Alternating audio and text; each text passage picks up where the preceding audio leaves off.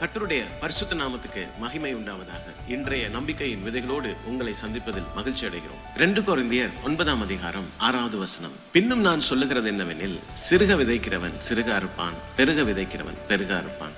பிரியமானவர்களே, உலகத்தில் சில பகுதிகளில் குரங்குகளை பிடிக்கிறவர்கள் சில பயனுள்ள முறைகளை பயன்படுத்துகிறார்கள். அவர்கள் சிறிய தொட்டியில் உணவை வைத்து குரங்கின் கை உள்ளே நுழையக்கூடிய அளவுக்கு மட்டும் ஒரு துளையை வைக்கிறார்கள். குரங்கு உணவை பிடித்தவுடன் அதன் கையடக்கம் மிக மிக பெரிதாகி விடுகிறதால் வெளியே வர முடியாது, அங்கே சிக்கிக் கொள்ளுகிறது. அது விடுவிக்கப்பட வேண்டும் என்றால் அந்த உணவை அது கைவிட வேண்டும்.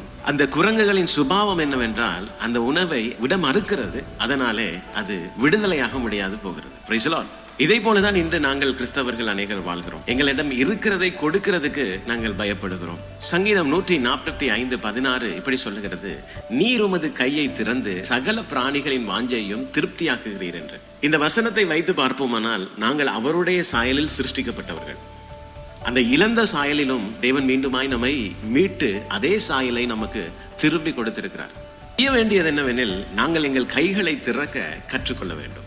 இதன் அர்த்தம் என்னவென்றால், எந்த அளவுக்கு திறக்கிறோமோ அந்த அளவுக்கு தேவனிடத்திலிருந்து நாங்கள் உள்வாங்க போகிறோம். குறுகிய மனப்பான்மை தேவன் வைத்திருக்கிற அந்த அதிசயங்களை காணக்கூடாதபடிக்கு கண்களை குருடாக்கிவிடும். ஆரிபாத் விதவையினுடைய வாழ்க்கையை நாங்கள் எடுத்து பார்த்தோமானால், தேசத்தில் பஞ்சம் இருந்தது. தேவன் எலியா தீர்க்கதரிசியை அவளிடத்திலே அனுப்பினார்.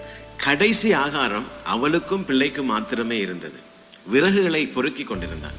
அவள் செய்த காரியம் என்ன? தன்னிடத்துல இருந்ததை அப்படியே கொடுத்தாள். அது கடைசி உணவு. அதற்கு மேலாக அவளிடத்துல ஒன்றுமே இருக்கவில்லை. தேவனுடைய வார்த்தை நமக்கு சொல்லுகிறது, அவளுடைய பானையில் மாவும் குறையவில்லை, அவளுடைய கலசத்தில் எண்ணெயும் குறைந்து போகவில்லை. பஞ்ச நாட்கள் முழுவதும் தேவன் அவளுடைய வீட்டை ஆசீர்வதித்திருந்தார். இதைதான் நீதிமொழிகள் 11ஆம் அதிகாரம் 24ஆம் வசனத்துல பார்க்கிறோம். வாரி இறைத்தும் விருத்தி அடைவாரும் உண்டு, அதிகமாய் பிசினித்தனம் பண்ணியும் வறுமை அடைவாரும் உண்டு.